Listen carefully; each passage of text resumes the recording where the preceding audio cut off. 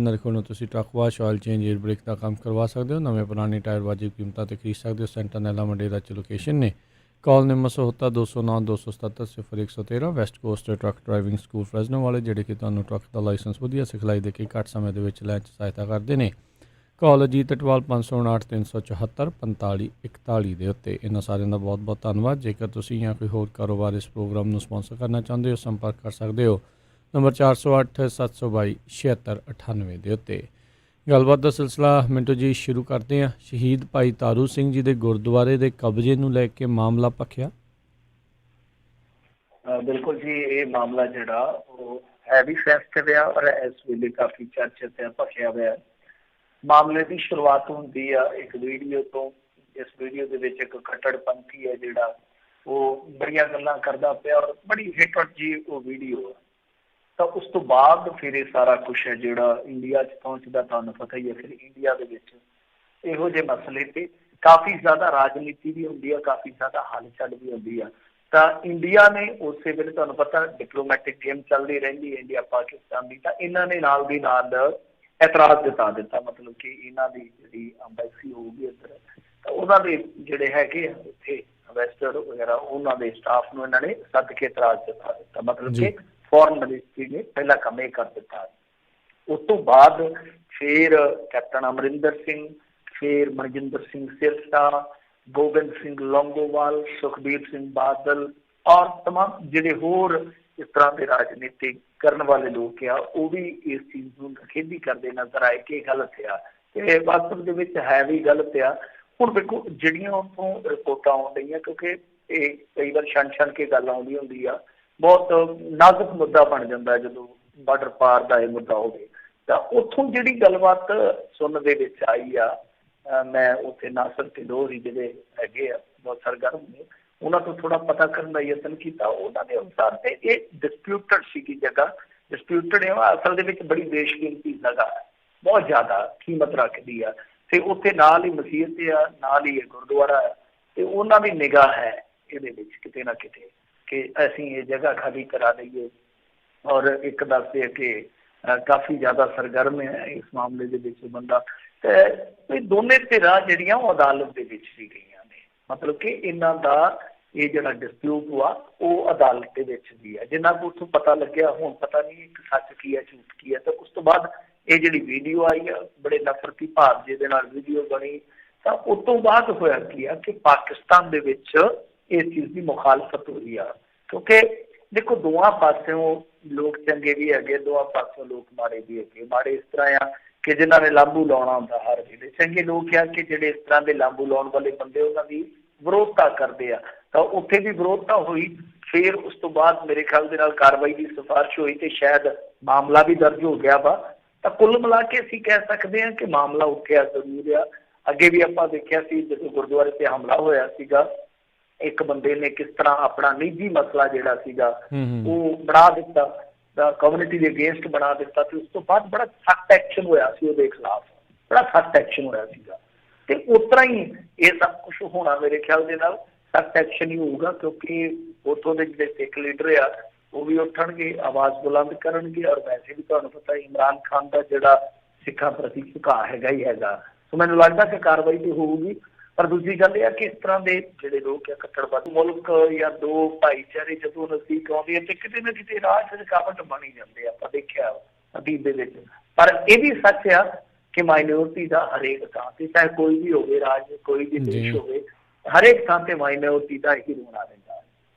ਕਿਉਂ ਆ ਥੋੜੇ ਦਿਨ ਪਹਿਲਾਂ ਇਸਲਾਮਾਬਾਦ 'ਚ ਕੀ ਹੋਇਆ? ਇਸਲਾਮਾਬਾਦ 'ਚ ਇਸ ਤਰ੍ਹਾਂ ਹੀ ਇਹਨਾਂ ਨੇ, ਕਿਉਂਕਿ ਉੱਥੇ ਹਿੰਦੂ ਕਮਿਊਨਿਟੀ ਦੇ ਲਾ ਲਓ ਕਿ 3000-3500 ਬੰਦੇ ਰਹਿੰਦੇ ਆ ਨੇ ਵੀ, ਤਾਂ ਉਹਨਾਂ ਨੇ ਮੰਦਿਰ ਵਾਸਤੇ ਬਹੁਤ ਚਿਰੋਕੀ ਮੰਗ ਰੱਖੀ ਹੋਈ ਆ। ਤਾਂ ਸਰਕਾਰ ਨੇ ਮਨਜ਼ੂਰ ਕਰ ਲਈ, ਨਵਾਜ਼ ਸ਼ਰੀਫ ਨੇ ਉਹਨਾਂ ਨੂੰ ਜਗ੍ਹਾ ਦਿੱਤੀ ਸੀ। ਚਲੋ ਇਮਰਾਨ ਖਾਨ ਦੀ ਸਰਕਾਰ ਆ ਗਈ, ਇਹਨਾਂ ਨੇ ਇਹਨਾਂ ਨੂੰ ਪੈਸਿਆਂ ਦਾ ਆਖਿਆ ਵੀ ਅਸੀਂ 10 ਕਰੋੜ ਰੁਪਈਆ ਦੇ ਦਿਆਂਗੇ। ਫਿਰ ਉਸ ਤੋਂ ਬਾਅਦ ਕੱਟੜਵਾਦੀ ਲੋਕ ਆ ਜਿਹੜੇ ਉਹ ਵਿੱਚ ਰਾਹ 'ਚ ਆ ਕੇ ਮਾਮਲਾ ਕੋਰਟ ਕਚਹਿਰੀਆਂ ਤੱਕ ਗਿਆ। ਕੋਰਟ ਕਚਹਿਰੀ ਨੇ ਆਖਿਆ ਨਹੀਂ, ਜਿਹੜੇ ਇਸ ਤਰ੍ਹਾਂ ਮਾਈਨੋਰਟੀ ਲੋਕ ਆ ਉਹਨਾਂ ਦੀ ਵੀ ਰਿਲੀਜੀਅਸ ਫਰੀਡਮ ਹੈਗੀ, ਉਹਨਾਂ ਦੀ ਵੀ ਰਿਲੀਜੀਅਸ ਰਾਈਟਸ ਨੇ। ਤਾਂ ਇਹ ਪਾਕਿਸਤਾਨ ਹੈ ਜਿਹੜਾ ਉਹਨਾਂ ਰਾਈਟਸ ਦੀ ਹਿਫਾਜ਼ਤ ਕਰਦਾ। ਤਾਂ ਉਸ ਤੋਂ ਬਾਅਦ ਮਾਮਲਾ ਚਲੋ ਸ਼ੁਰੂ ਵੀ ਹੋ ਗਿਆ। ਹਿੰਦੂ ਪੰਚਾਇਤ ਨੇ ਉਹ ਮੰਦਿਰ ਬਣਾਉਣਾ ਸ਼ੁਰੂ ਵੀ ਕਰ ਦਿੱਤਾ। पर उत्थे फिर कट्टड़बंदी जी खेड खुल के खेडन लग गए, बाउंड्री वाल जी बनाई सी तोड़ दी गई, नमाज अदा की गई। सो ये सारिया चीज़ां जिहड़ियां ने ना वो किते ना किते इस गल ते मोहर लाउंदी है कि चाहे कोई भी मुल्क हो, इस किते खास तौर पर आप देखते हैं साउथ एशिया के वेख लो जो कुछ चली जाता, म्यांमार लै लो, श्रीलंका लै लो, चाइना लै लो, पाकिस्तान लै लो, इंडिया लै लो, ये विवाद हमेशा रही है कि माइनॉरिटी दियां जिहड़ियां जो भी रिलीजियसली चाहे फ्रीडम हो, चाहे वो कल्चरली फ्रीडम हो, ये किते ना किते नुकसानियां जांदियां, जबकि ये इस तरह नहीं होना चाहिए।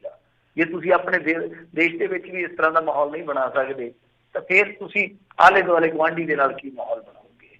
तो सब तो वड्डी गल ये भी है कि देखो उत्थे आपदे जिहड़े इन्हां दे मुसलमान ने जिहड़े कादिया ने वो होए पे वक होए पे, उन्होंने भी दूजे दर्जे का शहरी बना दिता गया। सो ये सारा कुछ जो चलता पाकिस्तान के विच मैं समझदा कि अंदरूनी हालात वास्ते भी ठीक नहीं है। जी जी। अगली मिंटू जी गल करते जाइए करोना टैसटिंग मामले दे विच जलंधर का एक हस्पताल आया रडार के उत्ते। देखो ये हस्पताल कमाल की गल है कि इहो जे दौर के विच भी हटते नहीं पे, जबकि देखो कैप्टन सरकार ने तो हुण खुला इन्हों खर्चा भी दे दिता, ऐलानी आख दिता कि भाई तुसीं 10,000 15,000 इवन दो कि 18,000 तक तुसीं कर सकते हो, मतलब कि इन्हां तो वसूल एक दिन का जिहड़े पेशेंट तुहाडे कोल आउण। पर बावजूद इसते भी ये चीज़ां जिहड़ियां ने विवादित हो निबड़दियां पईयां, कमाल की गल है। तो खैर ये मामला की आ कि जलंधर के विच एक हस्पताल है जिहड़ा रडार से इस करके आया क्योंकि उहदी जिहड़ी टैसटिंग है ना वो शक्की आ। टैसटिंग तो भाव की आ कि जिस तरह ला लो दूसरिया लैबां चो टैसट होंदे आ तो उन्हां दी जिहड़ी तुसीं पॉजिटिव रेशो देखोगे वो जिदा ला लो कि कोई लैब आ उहदा 5.5% आ, कोई एक लैब इस तरह की है उहदा 612 टोटल सैंपल उन्होंने कलैक्ट किए तो उहदे चों सिर्फ 14 पॉजिटिव आए हैं। यानी जे तुसीं वेखोगे उन्हां दी ओवरऑल रेशो वेखोगे तो वो परसेंटेज के हिसाब नाल बननी है 2.29। तो इत्थे एक ये जिहड़ा हस्पताल है निजी हस्पताल ਉਹਦੀ ਜਿਹੜੀ ਨਿਕਲਦੀ ਪਈ ਆ परसेंटेज सिर्फ 205 ਟੈਸਟਾਂ ਤੋਂ ਉਹ ਨਿਕਲਦੀ ਪਈ ਆ 26.34%, जबकि किसी की भी 9 तो ਵੱਧ नहीं हैगी। मतलब कि जो भी क्योंकि जलंधर के आपको पता ही है कि बहुत ज्यादा मामले निकल रहे, पंजाब के सब तो ज्यादा इस वेले मामले निकलते पे ने लुधियाना और जलंधर के विच। तो इस करके ये मामला जो रडार से आ गया कि ये गल है भाई किसी के 5%, किसी के 2%, किसी के 6%, कि 26.34% ऐसी की करामात है। तो तुहानूं पता ही है जलंधर वाले मामले तो बाद थोड़े जे महकमे च कन्ने आ इस बाबत क्योंकि उदों बहुत वड्डी खेड निकली सी। तो हुण इन्हां ने PGI नूं लिखिया, PGI ने ड्यूटी ला दी है अपने जिहड़े उन्हां दे माहर आ कि तुसीं इस तरह करो भाई जाके चैक करो। इन्हां ने जो सैंपलिंग की है उस तो बाद जिहड़ी इन्हां दी टैसटिंग आ उस टैसटिंग नूं चंगी तरह वाचो, चंगी तरह वेखो कि इन्हां दी जिहड़ी टैसटिंग पाएदार आ, मतलब कि उहदे विच ईमानदारी दे नाल सैंपल कलैक्ट करने तो बाद रिपोर्ट बनाई गई है या फिर उही वो खेड खेडी गई है जिहड़ी खेड अमृतसर दे विच आपां वेखी सी। सो जांच पड़ताल शुरू हो गई है। जे इत्थे भी मामला गड़बड़ निकलदा है तो फिर तो यकीन जिहा ही उठ जाऊगा लोगों का। सच पुछो यकीन जिहा ही उठ जाऊगा कि हस्पताल लैब ये सारा तमाशा की हो रहा वा। लै जांदे आ उन्हां नूं उत्थे दिंदे कख नहीं, वीडियोज़ आ रही लोग जिहड़े आ उत्थे मतलब कि एक बैड ते 4-4 जने बैठे आ, मतलब गुफ्तगू करते पे आ, वो दसते पे कि इत्थे सानू तो कोई है ही नहीं, असीं करोना पेशेंट ऐ कह के चुक के लियाते गए कि जिवें असीं कोई बंब बन्ने हो लक दे नाल ते इत्थे ते कोई डर है नहीं हैगा। सो इस तरह दी वीडियोज़ भी आ रही हैं। तो जे इस तरह का मामला जिहड़ा कोई इधरों निकला उन्हां कोई एक दो होर निकला टैसटिंग ते यकीन जिहड़ा वो लगभग उठना शुरू हो जाऊगा। तो खैर कुछ होर जिहड़ियां इस मुतलक खबरां ने वो साझीआं कर देवां। करोना वायरस करके कहते हैं इंडिया के 10 करोड़ तो वध लोगों के संकट आएगा, भाव उन्होंने रोजगार जिहड़े प्रभावित होणगे। ये सरकारी संसदी कमेटी का खुलासा वा। तो हुण इहनूं आपां मन सकते हैं सब तो वध प्रमाणित अंदाजा। क्यों? क्योंकि इस तो वध मेरे ख्याल दे नाल जे आपां एथिकली देखिए तो कोई भी अंदाजा जिहड़ा ठीक नहीं मन्निया जाएगा क्योंकि ये ऑफिशियली है। ਸਰਕਾਰੀ ਸੰਸਦੀ ਕਮੇਟੀ ਇਹ ਗੱਲ ਕਹਿੰਦੀ ਆ ਤਾਂ ਇਹ ਅੰਦਾਜ਼ਾ ਸੀ ਕਿ 10 ਤੋਂ 15,000 ਕਰੋੜ ਲੋਕ ਜਿਹੜੇ ਆ ਸਿੱਧੇ ਤੌਰ ਤੇ ਮਾਰ ਹੇਠ ਹੋਣਗੇ। ਤਾਂ ਖੈਰ ਇਹ ਵੀ ਇੱਕ ਚੀਜ਼ ਵੇਖਣ ਵਾਲੀ ਹੋਏਗੀ ਕਿ ਕਰੋਨਾ ਕਾਲ ਹੈ ਜਿਹੜਾ ਉਹ ਲੰਬਾ ਕਿੰਨਾ ਚੱਲਦਾ। ਇਹ ਗੇਮ ਜਿਹੜੀ ਕਰੋਨਾ ਦੇ ਵਿਰੁੱਧ ਚੱਲਦੀ ਪਈ ਹੈ ਲੋਕਾਈ ਦੀ, ਇਹ ਕਿੰਨੀ ਜ਼ਿਆਦਾ ਲੰਬੀ ਖਿੱਚਦੀ ਹੈ। ਜਿੰਨੀ ਜ਼ਿਆਦਾ ਲੰਬੀ ਜਾਏਗੀ ਤਾਂ ਨੁਕਸਾਨ ਹੈ ਜਿਹੜਾ ਜ਼ਿਆਦਾ ਹੋਏਗਾ। ਤਾਂ ਖੈਰ ਇਧਰ ਜੀ ਪੰਜਾਬ ਨੂੰ ਪਰਤੀਏ, 31 ਕੈਦੀਆਂ ਨੇ ਅੰਮ੍ਰਿਤਸਰ ਦੇ ਵਿੱਚ 72 ਮਾਮਲੇ ਆ ਗਏ ਸੀਗੇ ਬਾਅਦ ਦੁਪਹਿਰ, ਔਰ ਜੇਲ੍ਹਾਂ ਦੇ ਵਿੱਚ ਵੀ ਇਸ ਵੇਲੇ ਕਰੋਨਾ ਜਿਹੜਾ ਭੂਖਦਾ ਫਿਰਦਾ ਵਾ ਤੇ ਗੁਰਦਾਸਪੁਰ ਜੇਲ੍ਹ ਰਾਤੋਂ ਰਾਤ ਉਹਨਾਂ ਖਾਲੀ ਕਰਾਉਣ ਦੇ ਹੁਕਮ ਦੇ ਦਿੱਤੇ। ਤਾਜ਼ਾ ਖਬਰ ਆ।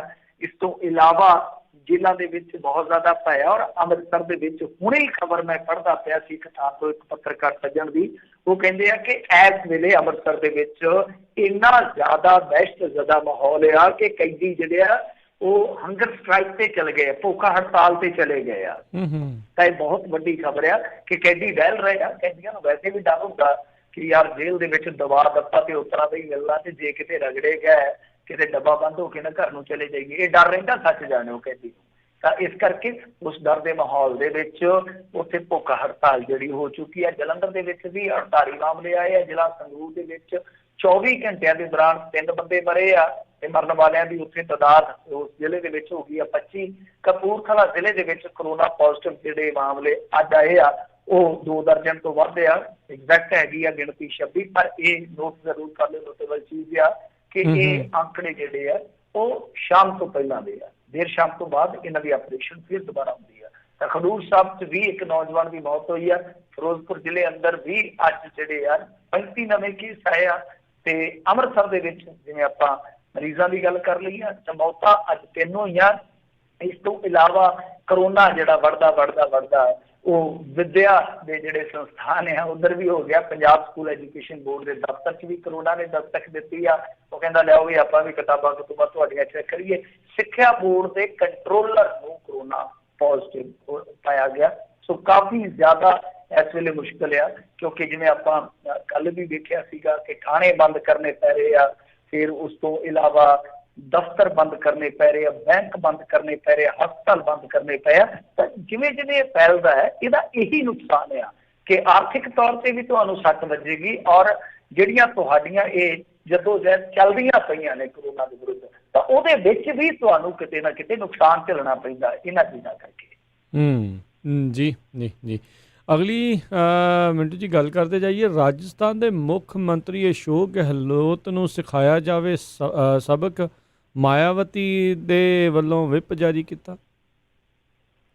ਮੈਨੂੰ ਤਾਂ ਲੱਗਦਾ ਕਿ ਹਾਥੀ ਇਹਨਾਂ ਨੇ ਧੱਕ ਧਕਾ ਕੇ ਇੱਧਰ ਭਾਜਪਾ ਵਾਲੀ ਸਾਈਡ ਨੂੰ ਕਰ ਦੇਣਾ, ਜਿਹੜਾ ਹਾਲ ਚੱਲਦਾ ਪਿਆ ਇਹਨਾਂ ਦਾ। ਪਰ ਗੱਲ ਇਹ ਆ ਕਿ ਹੁਣ ਜਿਸ ਤਰ੍ਹਾਂ ਇਹਨਾਂ ਨੇ ਕਿਹਾ ਨਾ ਕਿ ਵਿਪ ਜਾਰੀ ਕਰਦੇ ਆ, ਅਸੀਂ ਸਬਕ ਸਿਖਾਵਾਂਗੇ ਅਸ਼ੋਕ ਗਹਿਲੋਤ ਨੂੰ, ਚਲੋ ਉਹ ਤੇ ਹੁਣ ਇਹਨਾਂ ਦੇ ਵਕਤ ਦੀ ਗੱਲ ਆ, ਇਹ ਇਹਨਾਂ ਦੇ ਆਪਣੇ ਅਧਿਕਾਰ ਖੇਤਰ ਦੀ ਗੱਲ ਆ ਕਿ ਇਹਨਾਂ ਨੇ ਕਿੱਧਰ ਜਾਣਾ ਹੈ। ਮਤਲਬ ਵਿਪ ਦਾ ਆਪਾਂ ਪਹਿਲਾਂ ਵੀ ਇੱਕ ਦਿਨ ਦੱਸਿਆ ਸੀਗਾ ਸਰੋਤਿਆਂ ਨੂੰ ਕਿ ਵਿਪ ਦਾ ਮਤਲਬ ਇਹ ਹੁੰਦਾ ਕਿ ਤੁਸੀਂ ਪਾਰਟੀ ਲੀਕ ਤੋਂ ਹਟ ਕੇ ਨਹੀਂ ਜਾ ਸਕਦੇ। ਜਿਸ ਤਰ੍ਹਾਂ ਐਲਾਨ ਕਰ ਦਿੱਤਾ ਕਿ ਹਾਂ ਭਾਈ ਤੁਸੀਂ ਕਾਂਗਰਸ ਦੇ ਉਲਟ ਭੁਗਤਣਾ ਜਿਹੜੇ ਇਹਨਾਂ ਦੇ 6 ਵਿਧਾਇਕ ਆ। ਤੇ ਦੂਜੀ ਚੀਜ਼ ਇਹ ਆ ਕਿ ਮੰਨ ਲਓ ਜਿਵੇਂ ਸੈਸ਼ਨ ਚੱਲਦਾ ਹੈ, ਉੱਥੇ ਜਿਹੜਾ ਵੀ ਪਾਰਟੀ ਏਜੰਡਾ ਹੁੰਦਾ ਤੁਸੀਂ ਉਹਦੇ ਤੋਂ ਬਾਹਰ ਨਹੀਂ ਜਾ ਸਕਦੇ, ਜਾਂ ਜਿੱਦਾਂ ਭਰੋਸੇ ਦੀ ਵੋਟ ਪੈਣੀ ਹੈ ਜਿਸ ਦਿਨ ਉਦੋਂ ਤੁਸੀਂ ਗੈਰ ਹਾਜ਼ਰ ਨਹੀਂ ਜੇ ਰਹਿ ਸਕਦੇ। ਇਸ ਤਰ੍ਹਾਂ ਮਤਲਬ ਕਿ ਵਿਪ ਹੁੰਦਾ ਹੈ। ਤਾਂ ਵਿਪ ਠੀਕ ਆ, ਪਰ ਮੈਨੂੰ ਸਮਝ ਨਹੀਂ ਆ ਰਹੀ ਇਸ ਗੱਲ ਦੀ, ਇਹ ਗਰਾਰੀ ਅੜਦੀ ਨਹੀਂ ਪਈ ਸਮਝ ਆ ਰਹੀ ਕਿ ਇਹ ਵਿਪ ਜਾਰੀ ਕਰਕੇ ਕੀ ਕਰਨਗੇ, ਕਿਉਂਕਿ ਜਿਹੜੇ ਇਹਨਾਂ ਦੇ 6 ਦੇ 6 ਬੰਦੇ ਸੀ ਉਹ ਤੇ ਮਰਜ ਹੋ ਗਏ ਸੀਗੇ ਕਾਂਗਰਸ ਦੇ ਵਿੱਚ। ਮਤਲਬ ਕਿ ਉਹ ਤੇ ਹਾਥੀ ਤੋਂ ਉਤਰ ਕੇ ਤੇ ਪੰਜੇ ਦੀ ਉਂਗਲ ਫੜ ਕੇ ਅਸ਼ੋਕ ਗਹਿਲੋਤ ਦੇ ਮਗਰ ਉਹਦੇ ਦਫ਼ਤਰ 'ਚ ਵੜ ਗਏ, ਉਹਦੇ ਰਸਮਲਾਈਆਂ ਖਾਣ ਡਏ ਸੀ ਉਹਦੇ ਨਾਲ। ਸੋ ਵਿਪ ਕਾਹਦੇ ਲਈ ਜਾਰੀ, ਮੈਨੂੰ ਬੜੀ ਅਟਪਟੀ ਜੀ ਗੱਲ ਲੱਗੀ ਆ, ਬੜੀ ਵਿਚਿੱਤਰ ਜੀ ਗੱਲ ਲੱਗੀ ਆ ਕਿ ਵਿਪ ਤੇ ਤਾਂ ਕਿਉਂਕਿ ਦੇਖੋ 6 ਸੀਗੇ ਨਾ, ਤਾਂ ਉਹਨਾਂ ਤੇ ਐਂਟੀ ਡਿਫੈਕਸ਼ਨ ਲਾਅ ਲਾਗੂ ਨਹੀਂ ਹੋਏਗਾ। ਮਤਲਬ ਕਿ ਤੁਹਾਨੂੰ 2/3 ਜੇ ਤੁਸੀਂ ਜਾਣੇ ਤਾਂ ਤੁਹਾਨੂੰ ਐਂਟੀ ਡਿਫੈਕਸ਼ਨ ਲਾਅ ਹੈ ਜਿਹੜਾ ਕੁਛ ਨਹੀਂ ਕਹਿ ਸਕਦਾ। ਤਾਂ ਉਹ ਤਾਂ ਸਾਰੇ ਦੇ ਸਾਰੇ ਜਾਨੀ 100% ਹੀ ਚੱਲ ਗਏ। ਤਾਂ ਵਿਪ ਕਾਹਦੇ ਤੇ ਜਾਰੀ ਕੀਤਾ ਬੀਬੀ ਜੀ ਨੇ, ਸਮਝ ਤੋਂ ਪਰੇ ਦੀ ਗੱਲ ਆ। ਖੈਰ ਚਲੋ 3 ਹਫ਼ਤੇ ਦਾ ਟਾਈਮ ਦਿੱਤਾ ਰਾਜਪਾਲ ਨੇ, ਨਾ 3 ਹਫ਼ਤਿਆਂ 'ਚ ਪਤਾ ਨਹੀਂ ਹਾਲੇ ਕੀ ਕੁਝ ਹੋਣਾ। ਸੋ ਉੱਥੇ ਕਾਫੀ ਜ਼ਿਆਦਾ ਗਹਿਮਾ ਗਹਿਮੀ ਰਾਜਸਥਾਨ ਦੇ ਵਿੱਚ ਚੱਲੀ ਜਾਂਦੀ ਆ। ਉਹਨਾਂ ਨੇ ਸਦਨ ਵਾਸਤੇ ਮਤਲਬ ਕਿ ਸੱਦਿਆ ਜਿਹੜਾ ਇਜਲਾਸ, ਉਹਦੇ ਵਾਸਤੇ 21 ਦਿਨ ਦਾ ਟਾਈਮ ਦਿੱਤਾ ਰਾਜਪਾਲ ਨੇ, ਪਰ ਸ਼ਰਤਾਂ ਕਾਫੀ ਰੱਖੀਆਂ ਉਹਦੇ ਵਿੱਚ ਜੀ। ਜੀ ਅਗਲੀ ਗੱਲ ਕਰੀਏ, ਕਹਿੰਦੇ ਸਾਬਕਾ ਵਿਧਾਇਕ ਦੀ ਕੋਠੀ ਦਾ ਘਿਰਾਓ ਕਰਨ ਵਾਲੇ 200 ਤੋਂ ਵਧੇਰੇ ਕਿਸਾਨਾਂ ਖਿਲਾਫ ਮੁਕੱਦਮਾ ਦਰਜ। ਦੇਖੋ, ਕਿਸਾਨਾਂ ਤੇ ਮੁਕੱਦਮਾ ਦਰਜ ਕਾਂਗਰਸ ਸਰਕਾਰ ਦੇ ਵਿੱਚ, ਮੈਂ ਅੱਗੇ ਵੀ ਰੋਜ਼ਾਨਾ ਹੀ ਵੈਸੇ ਤਕਰੀਬਨ ਆਪਾਂ ਕਿਸਾਨਾਂ ਦੀ ਗੱਲ ਕਰਦੇ ਹਾਂ। ਸਾਡੀ ਖੁਸ਼ਕਿਸਮਤੀ ਆ ਕਿ ਅਸੀਂ ਇਹੋ ਜਿਹੇ ਲੋਕ ਜਿਹੜੇ ਘੋਲ ਲੜਦੇ ਪਏ ਨੇ ਉਹਨਾਂ ਦੀ ਗੱਲ ਕਰਦੇ ਹਾਂ, ਸਾਡੇ ਹਿੱਸੇ ਆਉਂਦਾ। ਪਰ ਗੱਲ ਇਹ ਆ ਕਿ ਮਾਮਲੇ ਦਰਜ ਕਾਂਗਰਸ ਦੇ ਰਾਜ ਵਿੱਚ ਹੋ ਰਹੇ, ਕਮਾਲ ਦੀ ਗੱਲ ਆ ਕਿ ਕਾਂਗਰਸ ਜਿਹੜੀ ਆ ਉਹ ਆਰਡੀਨੈਂਸ ਦੇ ਵਿਰੋਧ ਵੀ ਕਰਦੀ ਆ। ਇਹ ਵੀ ਤੁਸੀਂ ਦੇਖਿਆ ਹੋਣਾ, ਜੇ ਕੌਮੀ ਪੱਧਰ ਤੇ ਆਪਾਂ ਵੇਖੀ ਉਹਨਾਂ ਦੀ ਲੀਕ ਭਾਜਪਾ ਤੋਂ ਹਟ ਕੇ, ਔਰ ਕਮਾਲ ਦੀ ਉਹ ਵਿਚਾਰਾ ਬਾਹਰ ਆਇਆ, ਉਹਦੇ ਤੇ ਫੇਰ ਮੁਕੱਦਮੇ ਪਾ ਦਿੱਤੇ, ਹਟਦਾ ਉਹ ਵੀ ਨਹੀਂ ਹੈ। ਸੇਵਾ ਸੁਭਾ ਕੀ ਕਰਦਾ, ਸੇਵਾ ਇਹਨਾਂ ਦੀ ਵੀ ਚੰਗੀ ਕਰ ਦਿੰਦਾ, ਝਾਂਡੇ ਇਹਨਾਂ ਦੀ ਵੀ ਕਰ ਦਿੰਦਾ। ਪਰ ਗੱਲ ਤੇ ਇਹ ਆ ਨਾ ਕਿ ਹੁਣ ਉੱਥੇ ਕੰਪੇਨ ਚਲਾਈ ਜਾ ਰਹੀ ਆ ਡਾਕਟਰ ਕਾਫੀਲ ਦੇ ਹੱਕ ਦੇ ਵਿੱਚ, ਸਾਈਨ ਕਰਾਏ ਜਾ ਰਹੇ ਲੋਕਾਂ ਤੋਂ ਕਿ ਜੀ ਅਸੀਂ ਯੂਪੀ ਦੇ ਮੁਸਲਮਾਨਾਂ ਨੂੰ ਦੱਸਣਾ ਚਾਹੁੰਦੇ ਆ ਕਿ ਘੱਟ ਗਿਣਤੀ ਆ ਨੇ, ਉਹ ਅਸੀਂ ਤੁਹਾਡੇ ਨਾਲ ਖਲੋਤੇ ਆ। ਤੇ ਪੰਜਾਬ ਦੇ ਵਿੱਚ ਤੁਹਾਡੀ ਸਰਕਾਰ ਕੀ ਕਰਨ ਡਈ, ਉਹਦੇ ਤੇ ਤਾਂ ਦੋਸ਼ ਲੱਗਦੇ ਪਏ ਕਿ ਘੱਟ ਗਿਣਤੀ ਦੇ ਮੁੰਡੇ ਜਿਹੜੇ ਆ ਚੁੱਕ ਕੇ ਅੰਦਰ ਸੁੱਟੀ ਜਾਂਦੇ ਆ। ਤਾਂ ਇਹ ਕਿਸ ਤਰ੍ਹਾਂ ਦੀ ਰਾਜਨੀਤੀ ਚੱਲਦੀ ਹੈ, ਮੇਰੀ ਸਮਝ ਤੋਂ ਪਰੇ ਦੀ ਗੱਲ ਆ। ਕਿਉਂਕਿ ਤੁਸੀਂ ਦੇਖੋ ਉੱਥੇ ਕੌਮੀ ਪੱਧਰ ਤੇ ਇਹਨਾਂ ਆਰਡੀਨੈਂਸ ਦਾ ਵਿਰੋਧ ਕਰ ਰਹੇ ਹੋ, ਔਰ ਜਿਹੜੇ ਇੱਥੇ ਪੰਜਾਬ ਦੇ ਵਿੱਚ ਲੋਕ ਆਪਣੇ ਕੰਮ ਕਰ ਛੱਡ ਕੇ, ਆ ਦੇਖੋ ਸਾਡੀ ਧੀ ਇੱਕ ਵਿਚਾਰੀ ਬਠਿੰਡੇ, ਤੁਸੀਂ ਦੇਖੀ ਹੋਣੀ ਆ ਫੋਟੋ ਤੇ, ਕਿ ਉਹ ਬੱਚੀ ਆ ਜਿਹੜੀ ਉਹ ਖੁਦ ਟਰੈਕਟਰ ਚਲਾ ਕੇ ਉਸ ਪ੍ਰੋਟੈਸਟ ਦੇ ਵਿੱਚ ਸ਼ਾਮਲ ਹੋ ਰਹੀ ਸੀ। ਪੜ੍ਹੀ ਲਿਖੀ ਬੱਚੀ ਆ, ਕੋਈ ਅਨਪੜ੍ਹ ਬੱਚੀ ਨਹੀਂ ਆ।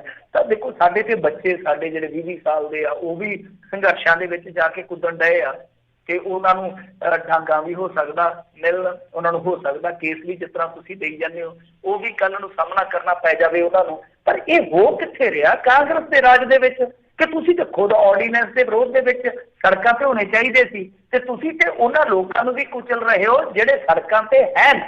ਤਾਂ ਇਹ ਸਮਝ ਤੋਂ ਪਰੇ ਦੀ ਗੱਲ ਆ। ਬਾਕੀ ਇਹ ਜਿਹੜਾ ਮਾਮਲਾ ਦਰਜ ਕੀਤਾ ਉਹ ਕੀਤਾ ਜੀ ਇਹਨਾਂ ਨੇ ਜਿਹੜੇ ਹੈਗੇ ਆ ਬੋਨੀ ਅਮਰਪਾਲ ਸਿੰਘ ਜੀ ਅਜਨਾਲਾ, ਸਾਬਕਾ ਐਮਐਲਏ ਰਤਨ ਸਿੰਘ ਜੀ ਅਜਨਾਲਾ ਦੇ ਸਪੁੱਤਰ ਹੈ ਜਿਹੜੇ, ਉਹਨਾਂ ਦੀ ਕੋਠੀ ਦਾ ਘਿਰਾਓ ਕਰਨ ਗਏ ਸੀਗੇ। ਤਾਂ ਜਿਹੜਾ ਘਿਰਾਓ ਕਰਨਾ ਸੀਗਾ ਇਹਨਾਂ ਨੇ, ਉਹਦੇ ਵਿੱਚ 200 ਤੋਂ ਵੱਧ ਕਿਸਾਨਾਂ ਦੇ ਖਿਲਾਫ ਇਹ ਮੁਕੱਦਮਾ ਦਰਜ ਕੀਤਾ ਗਿਆ। ਹੁਣ ਦੇਖੋ ਜਿਹੜੇ ਬੋਨੀ ਅਜਨਾਲਾ ਜੀ ਆ ਉਹ ਸ਼੍ਰੋਮਣੀ ਅਕਾਲੀ ਦਲ ਬਾਦਲ ਦੇ ਵਿੱਚ ਚਲੇ ਗਏ ਆ, ਤੇ ਉਹ ਆਪੋਜੀਸ਼ਨ ਦੇ ਵਿੱਚ ਆ। ਉਹਨਾਂ ਦੀ ਕੋਠੀ ਦਾ ਘਿਰਾਓ ਵੀ ਸਰਕਾਰ ਨਹੀਂ ਹੋਣ ਦੇ ਰਹੀ, ਤੇ ਘਿਰਾਓ ਵੀ ਕਹਿੰਦਾ ਦੇਖੋ ਸਾਰੇ ਭਰਾ ਹੀ ਆ ਜੀ। ਤੇ ਬੋਨੀ ਅਜਨਾਲੇ ਹੋਰੀ ਕਿਹੜਾ ਦੇਖੋ ਬਾਹਰੋਂ ਆਏ ਆ, ਉਹ ਕਿਹੜਾ ਹੀਰਿਆਂ ਦਾ ਵਪਾਰ ਕਰਦੇ ਜੌਹਰੀਏ ਆ। ਇਹ ਕਿਸਾਨੀ ਨਾਲ ਜੁੜੇ ਸਾਰੇ ਲੋਕ ਆ, ਆਪਾਂ ਡਾਇਰੈਕਟਲੀ ਇਨਡਾਇਰੈਕਟਲੀ ਲੋਕ। ਤੇ ਕਿੱਡੀ ਕੋ ਆਖਰ ਆਉਂਦੀ ਹੈ ਜੇ ਕੋਈ ਆ ਹੀ ਜਾਵੇ ਤੇ ਤੁਸੀਂ ਕੋਠੀ ਦਾ ਗੇਟ ਖੋਲੋ, ਅੰਦਰ ਨਹੀਂ ਸੱਦਣਾ ਉਹਨਾਂ ਨੂੰ, ਕਹੋ ਆ ਜੋ ਕੋਈ ਗੱਲ ਨਹੀਂ। ਸੁਖਜਿੰਦਰ ਰੰਧਾਵਾ ਹੀ ਚੰਗਾ ਤੁਹਾਡਾ, ਸੁਖਜਿੰਦਰ ਰੰਧਾਵਾ ਤੇ ਜਾ ਕੇ ਪ੍ਰੋਟੈਸਟਾਂ ਦੇ ਵਿੱਚ ਵੀ ਬਹਿ ਜਾਂਦਾ ਹੁੰਦਾ ਕਈ ਵਾਰ। ਆ ਬੇਅਦਬੀ ਦੇ ਮਾਮਲਿਆਂ ਦੇ ਵਿੱਚ ਜਦੋਂ ਇੱਕ ਵਾਰੀ ਧਰਨਾ ਲੱਗਾ ਸੀ ਤੇ ਉਹ ਤੇ ਆ ਗਿਆ ਚਾਹੀ ਸਰਕਾਰ ਨੂੰ ਗਾਲਾਂ ਕੱਢਣ ਲੱਗ ਗਿਆ। ਚਲੋ ਗਾਲਾਂ ਤੇ ਨਹੀਂ ਆਪਾਂ ਕਹਿ ਸਕਦੇ, ਲਾਹਨਤਾਂ ਪਾਉਣ ਲੱਗ ਪਿਆ ਸੀਗਾ ਕਿ ਸਾਥੋਂ ਇਸ ਤਰ੍ਹਾਂ ਨਹੀਂ ਸਰਿਆ। ਤੇ ਕੀ ਇਸ ਤਰ੍ਹਾਂ ਦੀ ਤੁਹਾਡੇ 'ਚ ਹਿੰਮਤ ਨਹੀਂ ਹੈਗੀ? ਜੇ ਸੁਖਬੀਰ ਸਿੰਘ ਬਾਦਲ ਸੱਦ ਕੇ ਉਹਨਾਂ ਨੂੰ ਘਰੇ ਬੈਠਕ ਦੇ ਵਿੱਚ ਬਿਠਾ ਕੇ ਚਾਹ ਪਾਣੀ ਪਿਆ ਕੇ ਭਰੋਸਾ ਦੇ ਸਕਦਾ, ਤੇ ਬੋਨੀ ਅਜਨਾਲਾ ਦੱਸੋ ਪ੍ਰਧਾਨ ਮੰਤਰੀ ਆ, ਉਹ ਵੀ ਆ ਜਾਂਦਾ ਕਿ ਹਾਂ ਭਾਈ ਦੱਸੋ ਕੋਈ ਗੱਲ ਨਹੀਂ ਹੈ, ਸਾਨੂੰ ਦਿਓ ਮੈਮੋਰੰਡਮ ਦਿਓ, ਮੰਗ ਪੱਤਰ ਦਿਓ, ਅਸੀਂ ਬੀਬਾ ਬਾਦਲ ਤੱਕ ਪਹੁੰਚਾਵਾਂਗੇ। ਅੱਗੇ ਕਿਹੜਾ ਇਹਨਾਂ ਨੂੰ ਬਾਦਲ ਪਿੰਡ ਦਾ ਰਾਹ ਜਿਹੜਾ ਉਹ ਭੁੱਲਿਆ ਵਾ? ਤਾਂ ਮੈਨੂੰ ਸਮਝ ਨਹੀਂ ਆ ਰਹੀ ਕਿ ਕੋਈ ਕਿਸਾਨ ਇਹ ਥੋੜ੍ਹੀ ਨਾ ਕਿ ਲਾਠੀਆਂ ਲੈ ਕੇ ਗਏ ਆ, ਡਾਂਗਾ ਗਲੀਆਂ ਲੈ ਕੇ ਗਏ ਕਿ ਉਹਨਾਂ ਨੇ ਦੇਖਦੇ ਨੇ ਜਾ ਕੇ ਲੀਡਰ ਗਏ। ਤਾਂ ਇਸੇ ਕਰਕੇ ਕਿ ਸਾਡੀ ਗੱਲ ਸੁਣੋ ਤੇ ਤੁਸੀਂ ਉਹਨਾਂ ਦੀ ਗੱਲ ਜ਼ਰੂਰ ਸੁਣੋ। ਇਹਦੇ ਵਿੱਚ ਕੀ ਆ ਕਿ ਘਿਰਾਓ ਜਿਹੜੇ ਆ ਤੇ ਚਲੋ ਨਾ ਦੇ ਹੁੰਦੇ, ਪ੍ਰੋਟੈਸਟ ਤੇ ਕਰਨਾ ਹੀ ਹੈ ਕਿਸਾਨਾਂ ਨੇ, ਉਹਨਾਂ ਦੀ ਗੱਲ ਸੁਣੋ। ਔਰ ਸਰਕਾਰ ਜਿਹੜੀ ਆ ਗੱਲ ਸੁਣਨ ਦੀ ਥਾਂ ਤੇ ਜਾਂ ਆਪੋਜੀਸ਼ਨ ਨੂੰ ਇਹ ਕਹਿਣ ਦੀ ਥਾਂ ਤੇ ਕਿ ਭਾਈ ਰਲ ਮਿਲ ਕੇ ਆਪਾਂ ਸਾਰੇ ਕੰਮ ਕਰੀਏ, ਵਿਚਾਰ ਕਰੀਏ, ਉਹ ਬਸ ਇੱਕੋ ਹੀ ਕੰਮ ਤੇ ਤੁੱਲੇ ਹੋਏ ਆ ਕਿ ਮੌਨ ਜਿਹਾ ਰੱਖ ਕੇ ਨਾਲੇ ਵਿਰੋਧ ਜਿਹਾ ਕਰਕੇ ਉਹ ਆਪਣਾ ਡੰਗ ਵੀ ਸਾਰੀ ਜਾਂਦੇ ਆ, ਤੇ ਇਧਰੋਂ ਜਿਹੜੇ ਕਿਸਾਨ ਪ੍ਰੋਟੈਸਟ ਕਰਦੇ ਉਹਨਾਂ ਨੂੰ ਡੰਗ ਮਾਰੀ ਵੀ ਜਾਂਦੇ ਆ। ਜੀ ਜੀ ਜੀ। ਅਗਲੀ ਮਿੰਟੂ ਜੀ ਗੱਲ ਕਰੀਏ, ਕਹਿੰਦੇ ਪੈਟਰੋਲ ਪੰਪਾਂ ਵਾਲਿਆਂ ਨੇ ਹੜਤਾਲ ਤੇ ਜਾਣ ਦਾ ਕੀਤਾ ਐਲਾਨ। ਦੇਖੋ ਪੈਟਰੋਲ ਪੰਪਾਂ ਵਾਲਿਆਂ ਦਾ ਮਸਲਾ ਹੈ ਨਾ ਜਿਹੜਾ, ਇਹਨਾਂ ਦੀ ਸਮੱਸਿਆ ਦੇਖੋ ਹਰ ਇੱਕ ਵਰਗ ਹੀ ਆ ਨਾ ਜਿਹੜਾ ਉਹ ਤੰਗ ਹੀ ਤੰਗ ਆ। ਸਹੀ ਗੱਲ ਦੀ ਗੱਲ ਇਹ ਆ ਕਿ ਕਿਹੜਾ ਵਰਗ ਹੈ ਜਿਹੜਾ ਸੁਖੀ ਹੋਏਗਾ? ਜੇ ਲੱਭਣਾ ਹੋਵੇ ਤਾਂ ਮੇਰੇ ਖਿਆਲ ਦੇ ਨਾਲ ਬਹੁਤ ਮੁਸ਼ਕਲ ਕੰਮ ਹੋਏਗਾ ਜੇ ਆਪਾਂ ਲੱਭਣਾ ਹੋਵੇ ਕਿ ਕਿਹੜਾ ਵਰਗ ਸੁਖੀ ਹੋਏਗਾ। ਇੱਕ ਵਰਗ ਸੁਖੀ ਹੋਏਗਾ ਜਿਹੜਾ ਸੱਤਾ ਭੋਗਦਾ, ਬਾਕੀ ਸਾਰੇ ਟੋਟਲੀ ਦੁਖੀ ਦੇ ਦੁਖੀ ਆ। ਨਾਨਕ ਦੁਖੀਆ ਸਭ ਸੰਸਾਰ ਵਿੱਚੋਂ ਸਿਆਸਤਦਾਨ ਕੱਢ ਦੋ। ਤਾਂ ਖੈਰ ਇਹ ਮਾਮਲਾ ਜਿਹੜਾ ਉਹ ਇਹ ਆ ਕਿ ਪਿਛਲੇ ਦਿਨੀ ਇਹਨਾਂ ਦੀ ਜਿਹੜੀ ਹੈਗੀ ਹੈ ਨਾ ਪੈਟਰੋਲ ਪੰਪ ਵਾਲਿਆਂ ਦੀ ਜਿਹੜੀ ਐਸੋਸੀਏਸ਼ਨ ਹੈ, ਇਹਨਾਂ ਦਾ ਇੱਕ ਬਹੁਤ ਵਧੀਆ ਲੀਡਰ ਸੀਗਾ ਜਿਹੜਾ, ਉਹ ਖੁਦਕੁਸ਼ੀ ਕਰ ਗਿਆ ਸੀਗਾ। ਸ਼ਾਇਦ ਤੁਸੀਂ ਕਿਤੇ ਸੁਣਿਆ ਪੜ੍ਹਿਆ ਹੋਵੇ, ਨਹੀਂ ਤੇ ਮੈਂ ਦੱਸ ਦਿੰਦਾ। ਉਹ ਹੈਗੇ ਸੀਗੇ ਮੋਹਾਲੀ ਤੋਂ, ਚਾਵਲਾ ਸਾਹਿਬ ਸ਼ਾਇਦ ਉਹਨਾਂ ਦਾ ਨਾਮ ਸੀਗਾ, GS ਚਾਵਲਾ, ਜੇ ਮੈਂ ਨਹੀਂ ਭੁੱਲਦਾ। ਤਾਂ ਖੈਰ ਉਹਨਾਂ ਨੇ ਖੁਦਕੁਸ਼ੀ ਕਰ ਲਈ ਸੀ ਸਿਰਫ ਤੇ ਸਿਰਫ ਇਸ ਕਰਕੇ ਕਿ ਉਹ ਬਹੁਤ ਤੰਗ ਆਏ ਪਏ ਸਨ। ਤੰਗ ਇਸ ਕਰਕੇ ਆਏ ਪਏ ਸੀਗੇ ਕਿ ਜਿਹੜੇ ਬਾਰਡਰ ਤੇ ਲੱਗਦੇ ਆ, ਮਤਲਬ ਕਿ ਕੋਈ ਵੀ ਇੰਟਰਸਟੇਟ ਬਾਰਡਰ ਆ, ਜਿੱਦਾਂ ਮੋਹਾਲੀ ਚੰਡੀਗੜ੍ਹ ਆ, ਜਾਂ ਡੱਬਵਾਲੀ ਮੰਡੀ ਦੇ ਵਿੱਚ ਹਰਿਆਣਾ ਪੰਜਾਬ ਦਾ ਆ ਗਿਆ, ਜਾਂ ਕਿਤੇ ਵੀ, ਜਾਂ ਜਿਵੇਂ ਸਾਡੇ ਇੱਧਰ ਪਿੰਡ ਆ ਹਰਿਆਣਾ ਸਾਡੇ ਲਾਗੇ ਆ, ਰਾਜਸਥਾਨ ਵੀ ਸਾਡੇ ਲਾਗੇ ਆ। ਤਾਂ ਇਸ ਤਰ੍ਹਾਂ ਜਿਹੜੇ ਇੰਟਰਸਟੇਟ ਬਾਰਡਰ ਆ ਵੀ ਉੱਥੇ ਜਿਹੜੇ ਪੈਟਰੋਲ ਪੰਪ ਆ ਉਹਨਾਂ ਦਾ ਬਹੁਤ ਬੁਰਾ ਹਾਲ ਹੁੰਦਾ। ਜਿਸ ਤਰ੍ਹਾਂ ਹੁਣ ਆਪਾਂ ਦੇਖੀਏ, ਜਿੱਦਾਂ ਲਾ ਲਓ ਕਿ ਮੋਹਾਲੀ ਆ, ਮੋਹਾਲੀ ਕੋਈ ਆਖਰੀ ਪੈਟਰੋਲ ਪੰਪ ਆ ਚੰਡੀਗੜ੍ਹ ਦੇ ਬਾਰਡਰ ਤੇ, ਉੱਥੋਂ ਤੇਲ ਕੋਈ ਕਿਉਂ ਪਵਾਏਗਾ? ਕਿਉਂਕਿ ਉੱਥੋਂ ਗਾਂ ਜੇ ਉਹ ਕਿਤੇ ਜਾਂਦਾ ਅਗਲੇ ਪੰਪ ਤੇ ਉਹਨੂੰ 7-8 ਰੁਪਏ ਲੀਟਰ ਸਸਤਾ ਮਿਲਦਾ ਤੇ ਉੱਥੇ ਜਾ ਕੇ ਤੇਲ ਪਵਾਊਗਾ। ਹੁਣ ਆਹੀ ਹਾਲ ਆ, ਜੇ ਅਸੀਂ ਇੱਧਰ ਨੂੰ ਡੱਬ ਵਾਲੀ ਮੰਡੀ ਨੂੰ ਜਾਂਦੇ ਆ ਤੇ ਅਸੀਂ ਤੇ ਤੇਲ ਇੱਥੋਂ ਪਵਾ ਕੇ ਨਹੀਂ ਤੁਰਦੇ ਕਿ ਹਾਂ ਭਾਈ ਉੱਥੋਂ ਪਵਾਵਾਂਗੇ। ਉੱਥੋਂ ਪਾਉਣ ਦਾ ਮਤਲਬ ਕੀ ਆ ਕਿ ਅਸੀਂ ਕਿੱਲਿਆਂ ਵਾਲੀ ਫਾਟਕ ਜਦੋਂ ਟੱਪਾਂਗੇ, ਰੇਲਵੇ ਲਾਈਨ ਆ ਵਿੱਚ, ਰੇਲਵੇ ਲਾਈਨ ਤੋਂ ਉੱਧਰ ਹਰਿਆਣਾ ਸ਼ੁਰੂ ਹੋ ਜਾਂਦਾ ਤਾਂ ਨਾਲ ਹੀ ਪੈਟਰੋਲ ਪੰਪ ਆ। ਉਹ ਜੇ ਕੋਈ 10 ਕਿਲੋਮੀਟਰ ਉਰਾਂ ਤੋਂ ਵੀ ਮੁੜਨ ਵਾਲਾ ਹੁੰਦਾ, ਉਹ ਵੀ ਕਹਿੰਦਾ ਕਿ ਚੱਲ ਆਏ ਯਾਰ ਆਪਾਂ ਤੇਲ ਪਵਾ ਲਈਏ, ਜੋ ਕੋਈ ਸੌਦਾ ਪੱਤਾ ਲੈ ਲਈਏ, ਤੋਂ ਵੈਟ ਟੈਕਸ ਦਾ ਕੋਈ ਮਾੜਾ ਮੋਟਾ ਫਰਕ ਹੁੰਦਾ। ਤਾਂ ਦੇਖੋ ਉਹ ਜਿਹੜਾ ਲਾਸ ਕਿਹਨੂੰ ਹੁੰਦਾ? ਲਾਸ ਉਹਨਾਂ ਨੂੰ ਹੁੰਦਾ ਜਿਨ੍ਹਾਂ ਨੂੰ ਪੈਟਰੋਲ ਪੰਪ ਉੱਥੇ ਅਲਾਟ ਹੋਏ ਆ। ਤਾਂ ਆਖਰ ਰੋਟੀ ਤੇ ਸਾਰਿਆਂ ਨੇ ਖਾਣੀ ਹੈ ਨਾ ਹਜ਼ੂਰ, ਢਿੱਡ ਤੇ ਸਾਰਿਆਂ ਨੂੰ ਲੱਗੇ ਆ। ਤਾਂ ਇਹਨਾਂ ਦਾ ਇਹ ਪ੍ਰੋਟੈਸਟ ਸੀਗਾ, ਇਹਨਾਂ ਦਾ ਇਹੀ ਵਿਰੋਧ ਸੀਗਾ ਕਿ ਭਾਈ ਸਾਡੀ ਤੁਸੀਂ ਦਰਖਾਸਤ ਸੁਣੋ। ਔਰ ਇਹਦੇ ਵਾਸਤੇ ਸੁਖਬੀਰ ਸਿੰਘ ਬਾਦਲ ਹੋਰਾਂ ਨੇ, ਤੁਹਾਨੂੰ ਯਾਦ ਹੋਣਾ, ਪਹਿਲ ਕਦਮੀ ਵੀ ਕੀਤੀ ਸੀ ਇੱਕ ਵਾਰੀ, ਜਿਹੜੀ ਅਰਵਿੰਦ ਕੇਜਰੀਵਾਲ ਨਾਲ ਫੋਟੋ ਵਾਇਰਲ ਹੁੰਦੀ ਆ, ਉਹ ਮੀਟਿੰਗ ਦਾ ਹੀ ਹਿੱਸਾ ਸੀਗਾ, ਉਹ ਮੀਟਿੰਗ ਦਾ ਹੀ ਫੋਟੋ ਸੀਗਾ, ਜਦੋਂ ਇਹਨਾਂ ਨੇ ਕਿਹਾ ਸੀਗਾ ਕਿ ਵੈਟ ਆਪਾਂ ਇਕੁਅਲ ਕਰ ਲਈਏ ਸਾਰੀਆਂ ਸਟੇਟਾਂ, ਖਾਸ ਤੌਰ ਤੇ ਜਿਹੜੀਆਂ ਨਾਰਥ ਦੀਆਂ 4-5 ਸਟੇਟਾਂ, ਹਿਮਾਚਲ, ਹਰਿਆਣਾ, ਰਾਜਸਥਾਨ, ਦਿੱਲੀ ਔਰ ਪੰਜਾਬ। ਤਾਂ ਚੰਡੀਗੜ੍ਹ ਵੀ ਆ ਗਿਆ ਯੂਪੀ ਵਿੱਚ। ਤਾਂ ਉਦੋਂ ਸਮੱਸਿਆ ਕਿੱਥੇ ਆਈ ਕਿ ਜਿਹੜੀ ਸੁਖਬੀਰ ਸਿੰਘ ਬਾਦਲ ਦੀ ਸਰਕਾਰ ਚ ਬਲਕਿ ਕਾਫੀ ਇਲੈਕਸ਼ਨ ਆਉਣੇ ਸੀਗੇ ਅੱਗੇ ਜਾ ਕੇ, ਹਰਿਆਣੇ ਦੇ ਵਿੱਚ ਵੀ ਇਲੈਕਸ਼ਨ ਆਉਣਾ ਸੀਗਾ, ਦਿੱਲੀ ਚ ਵੀ ਇਲੈਕਸ਼ਨ ਆ ਗਿਆ। ਮਤਲਬ ਕਿ ਇਸ ਤਰ੍ਹਾਂ ਇਹਨਾਂ ਦੀ ਗੱਲ ਜਿਹੜੀ ਸੀਗੀ ਨਾ ਉਹ ਬਣੀ ਨਹੀਂ।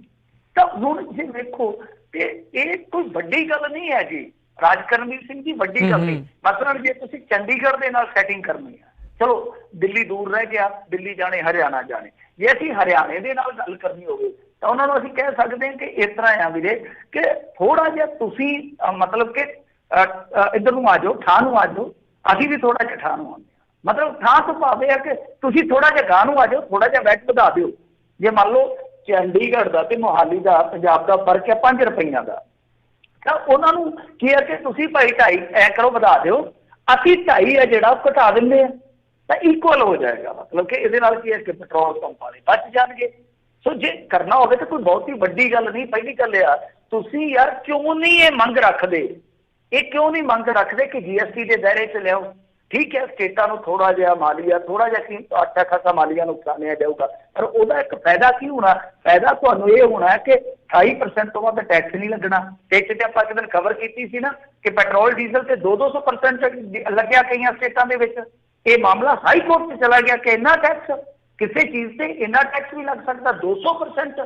ਤਾਂ ਇਹ ਜਿਹੜੀ ਸਮੱਸਿਆ ਜਿਹੜੀ ਉਹਦੀ ਜੜ ਇੱਥੇ ਆ ਕਿ ਸਟੇਟਾਂ ਨੇ ਆਪਣੇ ਹਿੱਤ ਵਿਚਾਰ ਲਏ, ਕਿਉਂਕਿ ਸਾਰਾ ਜਿਵੇਂ ਆਪਾਂ ਦੇਖੀਏ ਆਰਥਿਕ ਖੁਦ ਮੁਖਤਿਆਰੀ ਵਾਲਾ ਕੰਮ ਕੇਂਦਰ ਖਿੱਚ ਕੇ ਲੈ ਗਿਆ। ਸਾਰਾ ਪੈਸਾ ਹੁਣ ਉਹਨਾਂ ਕੋਲ ਇਕੱਠਾ ਹੁੰਦਾ ਨਾ, ਫੈਡਰਲ ਸਿਸਟਮ ਸਾਰਾ ਆਸੇ ਪਾਸੇ ਆ। ਤਾਂ ਰਹਿ ਕੀ ਗਿਆ? ਇਹ ਕਾਣੇ ਸੀਗੇ, ਇਹਨਾਂ ਨੂੰ ਪਤਾ ਸੀ 3-4 ਚੀਜ਼ਾਂ ਸਾਨੂੰ ਛੱਡ ਦੇਣੀਆਂ ਇਹਨਾਂ ਨੇ। ਇੱਕ ਤੇ ਸ਼ਰਾਬ ਛੱਡਤੀ, ਬਿਜਲੀ ਛੱਡਤੀ, ਔਰ ਇੱਕ ਨਾਲ ਛੱਡਤਾ ਤੇਲ, ਕਿ ਤੁਹਾਡਾ ਤੇਲ ਪਾਣੀ ਚੱਲਦਾ ਰਹੇ। ਸੋ ਇਹ ਇੰਨੇ ਦੇ ਵਿੱਚ ਹੀ ਸਟੇਟ ਜਿਹੜੇ ਹਾਮੀ ਭਰ ਗਏ। ਅੱਜ ਇਹ ਸਮੱਸਿਆ ਜਿਹੜੀ ਆ ਰਹੀ ਹੈ ਔਰ ਇਹਦਾ ਬੋਝ ਹੈ ਜਿਹੜਾ ਲੋਕਾਂ ਨੂੰ ਪੈ ਰਿਹਾ। ਸੋ ਇਸ ਕਰਕੇ ਪੈਟਰੋਲ ਪੰਪ ਦੇ ਮਾਲਕਾਂ ਨੇ ਆਖਿਆ ਅਸੀਂ ਭਲਕੇ ਜਿਹੜੇ ਪੰਪ ਹੈ ਨਹੀਂ ਖੋਲਾਂਗੇ, ਮਤਲਬ ਕਿ ਸਟ੍ਰਾਈਕ ਤੇ ਜਾ ਰਹੇ ਆ। ਸਾਡਾ ਬੰਦਾ ਵੀ ਮਰ ਗਿਆ, ਤੁਸੀਂ ਸਾਡੀ ਗੱਲ ਨਹੀਂ ਜੇ ਸੁਣਦੇ। ਜੀ ਜੀ ਜੀ।